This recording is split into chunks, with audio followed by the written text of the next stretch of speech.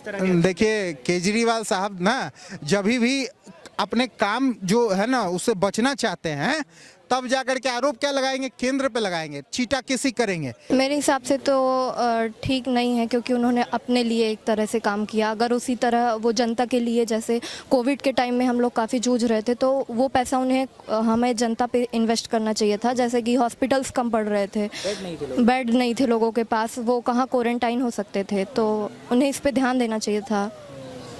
आज कोई कुठाराघात या कोई कमेंट भी कर दे तो विदेश मंत्रालय उसको तत्क्षण जवाब देता है। भारत एक शांति प्रिय देश रहा है और आज शांति प्रिय के साथ सबल होकर के मोदी जी के नेतृत्व में ये देश खड़ा हुआ है। और क्या केजरीवाल को जिताने में कहीं ना कहीं बिहार की जनता का भी तो अहम रोल है। तो जो बिहारियों से नफरत करते हैं, क्यों, बिहारी तो उनको जिता रहे हैं। आखिर एक जब कोई सत्ता पे बैठता है सभी को एक कॉमन नजरिए से देख करके वो सत्ता चलाना चाहता है, क्योंकि उनका कसम ही उसी आधार पे लिया जाता है कि भैया हम किसी के साथ भेदभाव नहीं करेंगे। लेकिन ये तो भेदभाव पूर्ण राजनीति कर रहे हैं हिंदुओं के साथ। तो ये देश की जनता जो है कांग्रेस को अब विपक्ष के रूप में देखना ही नहीं चाहती है। इस तरीके की गंदी नीयत से गंदी लेवल की राजनीति अगर कोई कर सकता तो कांग्रेस अपनी पूरी निम्न स्तर की राजनीति को ले गई है। आते हैं झाड़ू करते थे, अपने उड़ने के लिए भी चिनूक मंगवा लीजिए तो पता चलेगा आप मोदी से कंपटीशन कर रहे हैं। केजरीवाल साहब ने 45 करोड़ का क्या क्या बनाया है, थोड़ा जिज्ञासा बढ़ रहा है। तो जिज्ञासा जब दिल्ली के जनता का बढ़ रहा है तो कम से कम उनको शुल्क लगा करके दे देना चाहिए। 1 महीना के लिए टिकट लगा देना चाहिए, म्यूजियम बना देना चाहिए 1 महीना के लिए। तो कुछ और लोग हमारे साथ जुड़े हैं इंडिया गेट पर, उनसे बात करते हैं। क्या नाम है सर आपका? विवेक नाम है मेरा। कहाँ के रहने वाले? जमशेदपुर, झारखंड से। झारखंड से। अच्छा, सबसे पहले मैं आपसे ये पूछना चाहूँगा, जो 9 साल का अभी तक कार्यकाल रहा मोदी सरकार का, उसको किस तरह देखते हैं? बहुत अविस्मरणीय रहा है। जैसा कार्य मोदी जी ने किया है वैसा कोई कल्पना ही नहीं कर सकता था। आज से 2014 से पहले मुझे खासकर इस देश से नफरत होता था, मन करता था ये देश छोड़ के कब का कब निकल जाए। हाँ, देश से ही नफरत होता। इस तरीके से अव्यवस्थित था सारा सिस्टम, इस तरीके से उलझा सुलझा था सारा सिस्टम कि आज जो देखने को मिलता है सुलझा हुआ है। आज बहुत से बाहरी शक्तियों को तुरंत जवाब दे पाती है देश, है ना। बहुत सी बाहरी शक्तियां जो हम पे कुठाराघात करती है या हम पे आंख दिखाना तो दूर की बात है, आज कोई कुठाराघात या कोई कमेंट भी कर दे तो विदेश मंत्रालय उसको तत्क्षण जवाब देता है। ऐसा आज से पहले 2014 से पहले ऐसा कभी भी, आज से पहले का भारत कभी भी इतना सक्षम, सबल और निर्भीक नहीं रहा है। आज से पहले का भारत इतना कॉन्फिडेंट नहीं था। आज से पहले का भारत जो है इतने सारे चीज़ों का अपने घर में पैदावार नहीं कर पाता था। या मेक इन इंडिया का मिशन देख लिया जाए, इतना सारा चीज़ जो इम्पोर्ट होता था आज वो एक्सपोर्ट हो रहा है। आज एक्सपोर्टिंग कंट्री के रूप में भारत नंबर 1 पे जाना जा रहा है। आज जो तेल भारत खरीदता था आज वो तेल यूरोप का निर्यात कर रहा है। ये सोचने वाली, रिफाइंड ऑयल का जो है ये वर्ल्ड में नंबर 1 यूरोपियन कंट्री को एक्सपोर्टर देश में इंडिया का नाम आया है। ये कभी सोचा ही नहीं जा सकता है कि इंडिया कभी तेल का निर्यात करेगा, ऐसा हो ही नहीं सकता था। आज नाइजीरिया को 12 LCH लाइट कॉम्बैट हेलीकॉप्टर का डील हो रहा है। आज अफ्रीकन कंट्री हमारे देश के रक्षा उपकरण पे मतलब कि भरोसे की निगाह से देख रहे हैं कि एक भारत ही ऐसा देश है जिसका क्वालिटी भी है और चीप भी है प्राइस में, और वो उसको न्यूनतम दरों पे वो हथियार मुहैया कराता है। जिस तरीके से भारत किसी का शोषण नहीं करता है। चाइना जैसा देश जो है वो उसका नियत ही ऐसा है कि वहाँ पे मतलब कि उसको कब्जा करना या उसको गरीब बनाकर उसको लूट लेना, यही उसके नियत में रहा है। लेकिन भारत के नियत में कभी भी ऐसा नहीं रहा, ना ही भारत कभी किसी देश पे आक्रमण किया है ना। भारत एक शांति प्रिय देश रहा है और आज शांति प्रिय के साथ सबल होकर के मोदी जी के नेतृत्व में ये देश खड़ा हुआ है। देखिए, सबसे पहली बात कि कोई भी व्यक्ति जो राजनीति में आता है सबसे पहले देखा जाता है उसका बैकग्राउंड क्या है ना। तो जो केजरीवाल साहब जो है आंदोलन से उभर करके आए हैं और उससे भी बड़ी बात कि वो एक पढ़े लिखे हैं और पढ़े लिखे में भी हायर IITian हैं, और वो इस तरीके से अगर राज्य चलाएंगे ऐसा कोई कल्पना भी नहीं कर सकता है। जो अरे इंजीनियर का क्या काम होता है, कहाँ कूड़ा कचरा है, कैसे नदी साफ होगी, उससे बेहतर कौन कर सकता है। लेकिन कोई नहीं बदल सकता, लेकिन वो कुछ किए नहीं है। सिर्फ वो मतलब प्रलोभन दे करके, वोट बैंक की राजनीति को लुभा करके, वोट बैंक को लुभा करके, और रोहिंग्याओं बांग्लादेशियों को घर बसा करके, उन्हें पक्के घर मुहैया करवा करके ये सारी राजनीति कर सकते हैं। और इमामों को भत्ता दे रहे हैं, ये पार्शलिटी हुआ एक तरह से देखा जाए तो। ये इस तरह की राजनीति से उभर करके अगर विकास की राजनीति करते ना, तो केजरीवाल एक मजबूत विपक्ष के रूप में उनको इंडिया के हर लोग सैल्यूट करते हैं कि भाई ये देखो इंजीनियर है, ऐसा ऐसा स्कीम ला रहा है, ऐसे लोगों का कल्याण कर रहा है। लेकिन आज क्या कर रहे हैं केजरीवाल साहब? 45 करोड़ का बंगला बनाने से पहले उनको ये हैसियत नाप तौल लेना चाहिए कि हमने दिल्ली के जनता के लिए किया क्या है। आखिर क्या दिल्ली के सड़कों से, दिल्ली के गलियों से कूड़ा साफ हो गया? क्या यमुना की नदी जो दूषित है, प्रदूषित है, क्या वो साफ हो गई? यहाँ पे बिहारियों की आबादी, बिहारियों का धार्मिक त्योहार जो छठ है, वो यमुना में ही तो लोग जाते हैं मनाने के लिए। हाँ, और क्या केजरीवाल को जिताने में कहीं ना कहीं बिहार की जनता का भी तो अहम रोल है। तो जो बिहारियों से नफरत करते हैं, क्यों? बिहारी तो उनको जिता रहे हैं। आखिर एक जब कोई सत्ता पे बैठता है, सभी को एक कॉमन नजरिए से देख करके वो सत्ता चलाना चाहता है, क्योंकि उनका कसम ही उसी आधार पे लिया जाता है कि भैया हम किसी के साथ भेदभाव नहीं करेंगे। लेकिन ये तो भेदभाव पूर्ण राजनीति कर रहे हैं हिंदुओं के साथ में। और हिंदू कहा जाए, उनको क्या लगता है कि कोई भी हिंदू है या तो उनके वोट बैंक में नहीं आता, उन्हीं को तो वही जिताते आया है ना। वोट बैंक की राजनीति करके दंगा फसाद में उनके खुद के पार्षद अमानतुल्लाह खान, ओखला से जो सांसद हैं, विधायक जो हैं, ये सब संलिप्त पाए गए हैं। तो इसका मतलब षड्यंत्रकारी मतलब लेफ्टिस्ट के हाथों में आकर के केजरीवाल साहब जो है ना, अपने पार्टी को जो कहीं उभर सकता था, कोई एक कांग्रेस आज मतलब कि ऐसी विपक्ष की भूमिका में ही से खत्म हो रही है, मतलब पिछड़ते जा रही है। और देश की जनता जो है कांग्रेस को अब विपक्ष के रूप में देखना ही नहीं चाहती है। इस तरीके की गंदी नीयत से गंदी लेवल की राजनीति अगर कोई कर सकता तो कांग्रेस अपनी पूरी निम्न स्तर की राजनीति को ले गई है। राजनीतिक करियर, जैसे कि अब राहुल गांधी जी का राजनीतिक करियर खत्म हो चुका है लगभग से। अब एक इस मौका था केजरीवाल जी के लिए कि एक मजबूत विपक्ष की भूमिका में, हाँ, इंडिपेंडेंटली सभी राज्यों में अपने विपक्ष के रूप में, मजबूत विपक्ष के रूप में खड़े हो सकते थे। लेकिन उन्होंने 45 करोड़ का आवास बनाने से पहले 8 करोड़ का पर्दा, 80 लाख का पर्दा और 1 करोड़ का पूरा टेलीविजन, बड़े इतना क्या आवश्यकता है भैया? वियतनाम से क्या हमारे देश में क्या टाइल्स मार्बल्स की? अरे मोदी जी तो खुद मेक इन इंडिया का मतलब कि ब्रांडिंग करते हैं, हमारे देश का सारा सामान पे ब्रांडिंग करते हैं। केजरीवाल जो है वो ये आरोप भी लगा रहे हैं कि मोदी सरकार की साजिश है, वो डर चुके हैं केजरीवाल और आम आदमी पार्टी से, इसलिए उनकी सरकार गिराना चाहते हैं। इसलिए इस तरह देखिए केजरीवाल साहब ना, जब भी अपने काम जो है ना उससे बचना चाहते हैं, तब जाकर के आरोप क्या लगाएंगे? केंद्र पे लगाएंगे, चीटाकेसी करेंगे। क्यों करेंगे? क्योंकि उनको अपना काम दिखाने से बचना है कि हमको ये अवरोध कर दिया। जबकि केंद्र की सरकार पूरा कोऑपरेटिव सरकार है। बीजेपी सरकार जो है टीम इंडिया का नारा दिए, कोई आज से पहले कोई ऐसा प्रधानमंत्री देश में हुआ है जो टीम इंडिया का नारा लेकर के सभी मुख्यमंत्रियों को एक साथ देश की जनता के विकास के लिए काम करने के लिए प्रेरित करे? ऐसा कोई भी देश का आज से पहले प्रधानमंत्री नहीं रहा। जो इतना बढ़िया विजन के साथ मोदी जी आ रहे हैं और लोगों के कल्याण के लिए वो अब हाथ बढ़ा रहे हैं। और केजरीवाल को क्या अकर, एक तरफ ममता बनर्जी अपने अकर में चूर है तो उनका हाथ बढ़ा रहे हैं, लेकिन केजरीवाल तो कहते हैं चौथी फेल राजा है जो देश को चला रहा है। कितना खतरनाक है देश के लिए, मोदी जी को ऐसे। देखिए चौथी फेल राजा आज पूरा दुनिया में लोकप्रिय है। आज पूरे दुनिया में मन की बात कार्यक्रम, 100वें मन की बात कार्यक्रम का पूरे दुनिया में सम्मान किया गया, पूरे दुनिया से सराहना मिला है ना। न्यूजीलैंड के ऑकलैंड के बड़े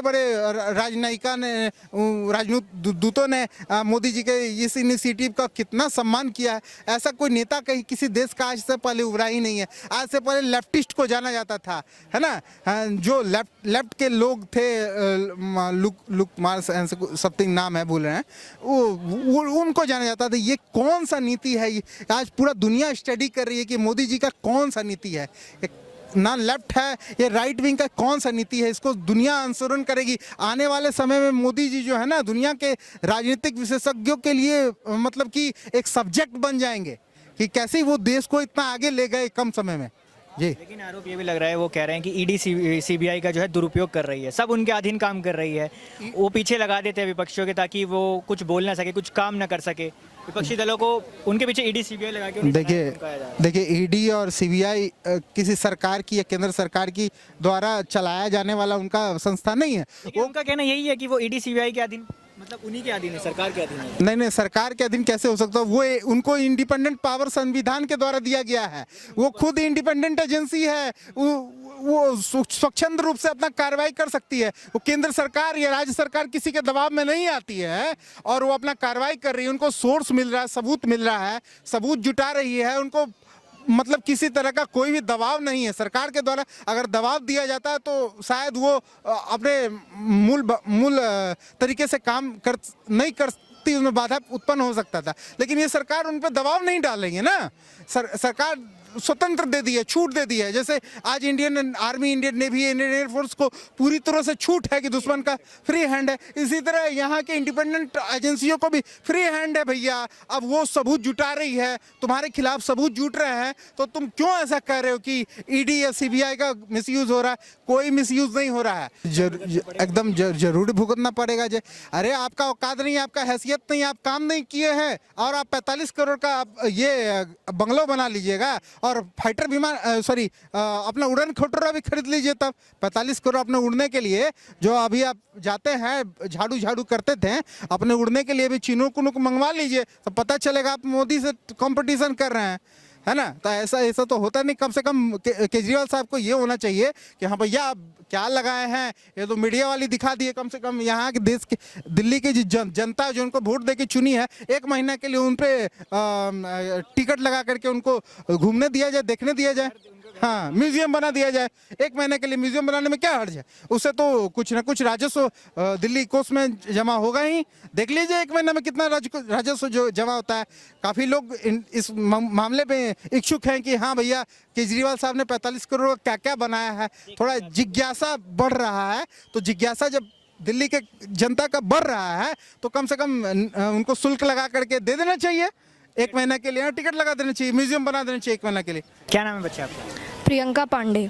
कहाँ के रहने वाले हैं? सीधी एमपी से रहने वाले हो। अच्छा, आपसे मैं पूछूं कि जैसे मोदी जी, कोई लोग कहते हैं कि अच्छा काम कर रहा है, कोई लोग कहते हैं कि नहीं चल रहा, आपके हिसाब से क्या कर रहे हैं? आपको क्या लगता है? मेरे हिसाब से तो वो अच्छा काम कर रहे हैं। जैसे स्वच्छता के मामले में उन्होंने काफ़ी सारे अभियान चलाए हैं, तो उस दिशा में वो काफ़ी अच्छा काम कर रहे हैं। लेकिन देखा जाए तो उन्हें थोड़ा गरीबों की स्थिति भी देखनी चाहिए, लोअर क्लास में। हाँ, लोअर क्लास के लिए तो उन्होंने बहुत फैसिलिटी दिखाई और अपर क्लास के लिए भी, लेकिन मिडिल क्लास यहाँ पे प्रेस हो रहे हैं। मिडिल क्लास दोनों के बीच में सैंडविच बन के तब, हाँ, तो मिडिल क्लास के लिए भी उन्हें ध्यान देना चाहिए। जैसे कि सैलरी कम दे रहे हैं और जैसे कि लेते ज़्यादा हैं, दुकान में भी हाई रेट्स हो गए हैं, काफ़ी हाई रेट्स हैं। तो जैसे लोअर क्लासेस हैं तो उनके लिए तो उन्होंने फैसिलिटी कर दी, और अपर क्लास तो ऑलरेडी अमीर है, तो हमें मिडिल क्लासेस के लिए तो सैंडविच बन गए हैं बीच में। और अच्छा चलो, ये तो रही नेगेटिव बातें, या सरकार तक पहुँचेगी। पॉजिटिव आपको क्या लगता है? पॉजिटिव ये लगता है कि जैसे स्वच्छता के मामले में हमारा देश पहले ज़्यादा नहीं था, लेकिन अब काफ़ी उन्होंने गंगा के लिए भी अच्छा स्वच्छता का योजना चलाया है। और वो हम जैसे लोअर क्लासेस के लिए उन्होंने फैसिलिटी दी, वरना पहले तो नहीं थी। और उन्होंने इक्वालिटी पे भी ध्यान दिया है, लेकिन अभी भी काफ़ी एजुकेशन के मामले में, जैसे कि लोअर सिटीज़ हैं जहाँ पे ज़्यादा एजुकेशन की फैसिलिटी, हाँ, बैकवर्ड हैं, और तो उन्हें वहाँ पे भी ध्यान देना चाहिए। और ट्राइबल ग्रुप्स के लिए भी अच्छी फैसिलिटी, हाँ। जो विपक्षी है आरोप लगाते हैं, जैसे राहुल गांधी, कि देश में जो है मोदी जी तानाशाह की तरह बर्ताव करते हैं, लोकतंत्र खतरे में है। तो मैं आपसे पूछना चाहूँगा, आपने भी डेमोक्रेसी के बारे में पढ़ा होगा जैसे, तो आपको क्या लगता है जो डेमोक्रेसी की आपने डेफिनेशन पढ़ी है उस हिसाब से सही चल रही है सरकार? डेमोक्रेसी वो होती है जैसे कि हमें इक्वल राइट्स मिलने चाहिए, हमारा कंट्री काफ़ी इक्वल होना चाहिए। लेकिन अभी भी सोसाइटी में ऐसा नहीं हो पा रहा है। सोसाइटी में गर्ल्स को कम देखा जा रहा है, अभी भी काफ़ी उन्हें लेके पीछे समझा जा रहा है, और बॉयज़ के लिए वहाँ पे ज़्यादा ध्यान दिया जा रहा है। तो कहीं ना कहीं सोसाइटी को अपनी सोच, सोसाइटी तो उन्हें सोसाइटी पे ध्यान देनी चाहिए कि सोसाइटी जो है अपनी सोच थोड़ा और अच्छे से रखे। अच्छा, राहुल गांधी अगर आपको, वो कहते हैं कि प्रधानमंत्री पद के दावेदार हैं, लेकिन कई लोग कहते हैं कि राहुल गांधी को बोलना नहीं आता, वो मतलब उतने एक्सपीरियंस नहीं है पॉलिटिकल। आपको क्या लगता है, अगर आप राहुल गांधी को देखते होंगे, उनकी स्पीच सुनते होंगे, आपको किस तरह का नेता लगता है? राहुल गांधी भी अपने एरिया में सही ही हैं, लेकिन उन्हें भी थोड़ा सा, मोदी जी इतना भी गलत तो नहीं कर रहे, लेकिन सही ही कर रहे हैं। तो उन्हें भी थोड़ा और अच्छा करना चाहिए। आपके हिसाब से ये जो है कमियां हैं जिन पे सरकार को काम करना चाहिए। हाँ, चलो, बहुत बहुत अच्छा लगा आपसे बात करके। अच्छा, अरविंद केजरीवाल का नाम आपने सुना होगा, जो दिल्ली के सीएम है, इस वक्त आप दिल्ली में हैं। हाँ, हाँ। तो जैसे वो उस टाइम पे आपको, मतलब आपसे बात करके इतना तो मुझे लग गया कि आप काफ़ी मतलब इंटेलिजेंट, तो वो जब सत्ता में आए थे, वो ये क्या आए थे कि हम वीआईपी कल्चर का जो एंड करेंगे एक तरह से, मतलब हम सुख सुविधाएं जो फैसिलिटीज़ नेता लेते हैं वो नहीं लेंगे। लेकिन अभी फिर खबर आई कि वो 44 करोड़ रुपए का उन्होंने अपना जो घर जो है तैयार करवाया है, सीएम आवास बनवा के, वो भी उस दौर में जब कोविड के दौर से पूरा देश जूझ रहा था। दिल्ली में हमने खबरें सुनी होंगी, लोग मर रहे थे ऑक्सीजन की। हाँ, हाँ, उस दौर में उन्होंने 44 करोड़ अपने घर पे मतलब खर्च। हाँ। आपके हिसाब से ठीक है कि ये दौरा चल? मेरे हिसाब से तो ठीक नहीं है, क्योंकि उन्होंने अपने लिए एक तरह से काम किया। अगर उसी तरह वो जनता के लिए, जैसे कोविड के टाइम में हम लोग काफ़ी जूझ रहे थे, तो वो पैसा उन्हें हमें जनता पे इन्वेस्ट करना चाहिए था। जैसे कि हॉस्पिटल्स कम पड़ रहे थे, बेड नहीं थे लोगों के पास, वो कहाँ क्वारंटाइन हो सकते थे, तो उन्हें इस पे ध्यान देना चाहिए था। जो शासन चल रहा है इस वक्त, वो किस तरह का है? ठीक है, अच्छा काम किए हैं, डेवलपमेंट का काम किए हैं, एजुकेशन में अच्छा काम कर रहे हैं। जो अभी टीचर का बहाली हो रहा है उसमें अच्छा किए हैं, कंपटीशन करवा के। आपके हिसाब से काम अच्छा हो रहा है, लेकिन जैसे आए दिन खबरें आती है कि शराबबंदी है जैसे बिहार में, लेकिन जहरीली शराब पीने से अक्सर मतलब आए दिन खबरें आ रही है कि लोग मर रहे हैं। देखिए, ये अपने हिसाब से तो प्रचार प्रसार कर रहे हैं, लेकिन आदमी को खुद भी समझना चाहिए, जब शराब बैंड है, आप पी रहे हैं, तो कहीं न कहीं लुका छुपी चोरी करके मंगाया गया होगा, या मिक्सिंग होगा, या बनाया होगा गलत। अवेयरनेस की ज़रूरत है, अवेयरनेस चाहिए, और सबसे ज़्यादा, नहीं तो ओपन कर देना चाहिए। ओपन कर देना चाहिए। अच्छा, मैं केंद्र में पूछूं, जो 9 साल का भाजपा का कार्यकाल रहा है, मोदी सरकार का जो कहें, वो आपके हिसाब से क्या ठीक रहा है, या उसमें आपको लगता है कुछ कमी है? देखिए, इसमें दो बात है। यदि आप ऐसे रोज़गार के हिसाब से देखिएगा तो बहुत कमी है। जिस हिसाब से पहले, आज आप देखिए 8 बरस में पीओ का कितना वैकेंसी है, जो बैंक कंसर्निंग है, रेलवे का देख लीजिए, जो कर्मचारी चयन हुआ था सेंट्रल गवर्नमेंट का, उससे देख लीजिए, तो उस कंपटीशन में कीजिएगा तो नहीं है। शासन के अथी में कीजिएगा तो अच्छा काम किया है। शासन के हिसाब से आपके हिसाब से काम हो जाए अच्छा है। सर, एक खबर अभी दिल्ली से ये चल रही थी कि अरविंद केजरीवाल जो मुख्यमंत्री हो, जिस वादे को लेकर वो सत्ता में आए थे कि मैं वीआईपी कल्चर का एंड करूंगा, सिक्योरिटी नहीं लूंगा, और अब जो है खबरें आ रही है कि 44 करोड़ का उन्होंने अपना मुख्यमंत्री आवास बना के जो तैयार किया है, बाहर से मार्बल आया है, लाखों के जो है पर्दे लगाए गए। तो इस पर हम जानना चाह रहे थे कि आप क्या विचार हैं? देखिए, हम तो इसके विषय में बहुत नहीं कह सकते हैं दिल्ली से, लेकिन जहाँ तक सवाल है किसी मुख्यमंत्री का या और जितने भी हैं, मान लीजिए, तो बात बात में खबरें आती है, इतना लगाया उतना, आखिर ये चले जाएंगे, दूसरा मुख्यमंत्री आएगा, तीसरा। इनका तो कोई घर नहीं है जो इसमें खर्च किए, 5 साल और रहेंगे, 10 साल और रहेंगे, इसके बाद तो कोई ना कोई दूसरा ही रहेगा। तो इस पर इतना टीका टिप्पणी नहीं होना चाहिए। इतना सौंदर्यीकरण पर खर्च अरबों खरब रुपया किया जा रहा था, तो बेकार किया जा रहा है, इसका कोई महत्व नहीं है। तो इस हिसाब सवाल ये उठ रहा है कि जिस दौर में उन्होंने वो काम करवाना शुरू किया, कोविड का जो दौर चल रहा था, जिस वक्त जो पूरी महामारी फैली हुई थी कोरोना की, कोविड से त्रासदी हो रखी थी, दिल्ली में लोग मर रहे थे ऑक्सीजन की कमी से, तो उस वक्त वो पैसा शायद खर्च करना इतना सही नहीं। हाँ, ये आप कह सकते हैं, लेकिन नेताजी वादा करते हैं, क्या कीजिएगा, करते हैं, चुनाव का समय होता है, करते हैं, उसके बाद तो फिर क्या होता है सब जानते हैं, आप भी जानते हैं, हम भी जानते हैं। 24 में आपको क्या लगता है, इस बार फिर से मोदी सरकार आएगी, या इस बार कुछ खेल होगा, या फिर कोई दूसरी सरकार बनेगी? थोड़ा सा आने में परेशानी होगी, लेकिन लगता है आ जाएंगे मोदी जी को। हाँ, लेकिन परेशानी होगी, उसमें कहीं दो मत नहीं।